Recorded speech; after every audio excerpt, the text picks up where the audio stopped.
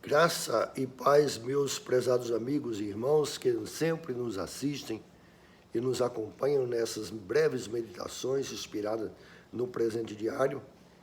E hoje, 16 de dezembro, o tema é a grande aventura e o texto bíblico é o de Mateus capítulo 14, a partir do versículo 13 até o 21. É um texto bem conhecido porque ele trata da questão da multiplicação dos pães. Um momento em que Jesus foi interpelado pelos discípulos que pediram a Jesus para dispensar as multidões, porque já estava declinando o dia e eles precisavam sair para algum lugar próximo a fim de procurar algum alimento, porque estavam cansados e também famintos. Aí então, o inesperado aconteceu, que tornou-se uma grande aventura, é que Jesus disse, dá-lhe vós mesmo de comer. E aí é que está o problema. Como? O que fazer? Então, rapidamente eles lembraram que tinham 5 pães e 2 peixes. Mas o que é isso para essa multidão? Não é? Aí Jesus efetiva esse grande milagre da multiplicação dos pães. Há passagens na Bíblia que incomodam a gente e nos deixam encucados, não é? Ali no texto de Mateus mostra que Jesus mandou o pessoal se assentar em grupos separados e deu graças e foi partindo o pão e distribuindo, e depois sobraram 12 cestos e alimentou mais de 5.000 pessoas, porque só homens tinham 5.000 pessoas, ainda tinha as crianças e também as mulheres. Então, realmente, esse é um dos milagres que deixa a gente encucado. Como isso aconteceu, foi realmente uma grande aventura. Então, passagens como essa, como a multiplicação de Jesus, ou melhor, a transformação que Jesus fez da água em vinho, em Caná da Galileia, e tantos outros milagres, sempre a gente não tem uma explicação racional para o que está acontecendo. Aí é que está, então, o viés da nossa questão hoje, que é o seguinte: a vida é, sem dúvida nenhuma, a vida de muitas aventuras. Eu, pessoalmente, já com meus 70 anos de idade, já cheguei à casa dos 70, e com quase 50 anos de ministério, já passei por muitas experiências e muitas aventuras também, naturalmente, não é? E já vi com coisas extraordinárias na minha vida, na vida da igreja, na vida de outras pessoas acontecerem, que não tem uma explicação muito lógica, não tem uma racionalidade. Mas nós costumamos viver, particularmente eu, costumo viver sempre com muita racionalidade, ou seja, dá sempre esticar a perna, não mais do que é possível, sempre estar com precaução, sempre com previsão, sempre estudado, não tem muitas coisas assim, digamos assim, a irracionalidade não. A nossa vida particularmente tem sido muito racional. Mas acontece o seguinte, que eu tenho descoberto que na vida cristã isso não é para funcionar e não funciona exatamente assim, porque a nossa experiência com Cristo, o nosso discipulado com Cristo, é uma experiência extraordinária, é um projeto de vida realmente fascinante e extraordinário. A gente não precisa se preocupar tanto com o dia de amanhã, com o que havemos de comer, de beber, porque basta confiar que Deus dará aos seus filhos cada dia a provisão necessária. Como diz ele, basta cada dia o seu próprio mal. Qual é o mal? É o mal da preocupação, é o mal que nos arrasta a uma racionalidade muito grande. Então, como aconteceu num dia que Jesus estava no monte com seus discípulos, então eles se depararam com um pai que tinha uma criança que estava endemoniada. Então Jesus disse assim para eles: vocês não deram conta disso aí? Tudo é possível ao que crê. Então, essa experiência de tudo é possível ao que crê é que faz a vida cristã ser uma verdadeira aventura. Dia a dia a gente vai vendo os obstáculos sendo vencidos, as dificuldades sendo também ultrapassadas, e a gente vai vendo que Deus vai conservando a gente de luta, mas também de vitória em vitória.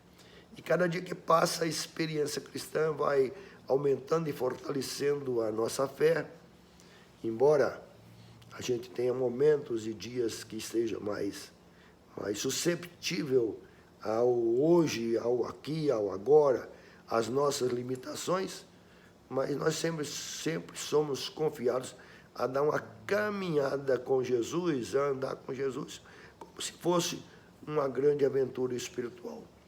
É como a luz da aurora, que vai brilhando, brilhando até ser dia perfeito. Assim também a vida cristã, a gente tende a ir progredindo, vencendo, tendo mais experiência. E quanto mais experiência a gente vai tendo com Deus, mais firmeza a gente vai alcançando, porque a gente pode realmente confiar em Deus.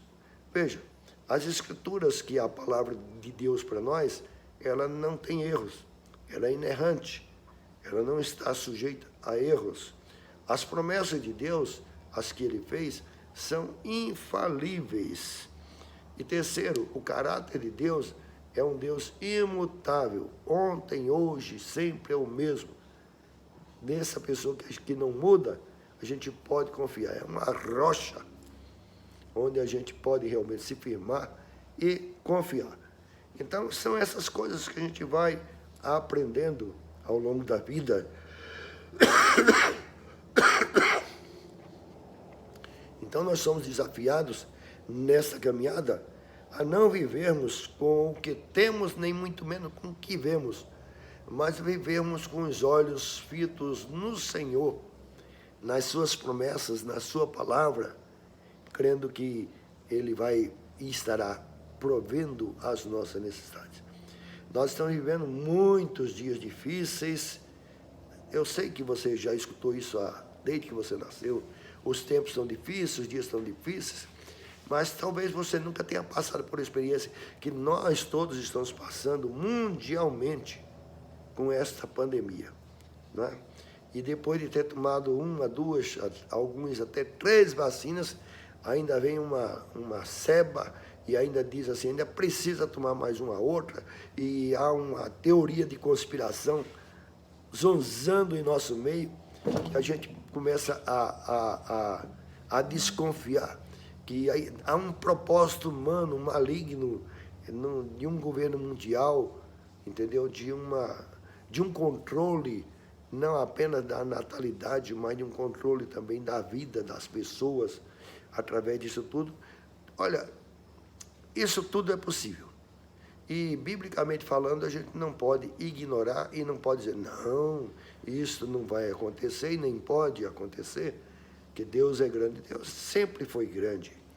Deus sempre também preveniu-nos na sua palavra as tribulações que teríamos de passar nesta vida, e quando fala escatologicamente dos tempos finais, ele também fala de um governo mundial, de um controle mundial, de um anticristo. Então a gente pode crer que essas coisas podem realmente estar acontecendo. Mas talvez você diga assim, mas em tempos passados teve outros anticristos. Sim, o anticristo sempre esteve no meio de nós. É aquele que se opõe a Cristo, é o anticristo. Não é? Mas nada insta, nada contra que tenha um personagem mundial que vá convergir a sociedade humana e controlar de um jeito tal, onde ele faça sobressair a sua arrogância, o seu egoísmo, nas categorias que o livro de Apocalipse fala sobre ele. A besta e o sinal da besta sendo colocado sem a gente perceber muitas vezes, sem consentir muitas vezes também, involuntariamente também, mas não importa.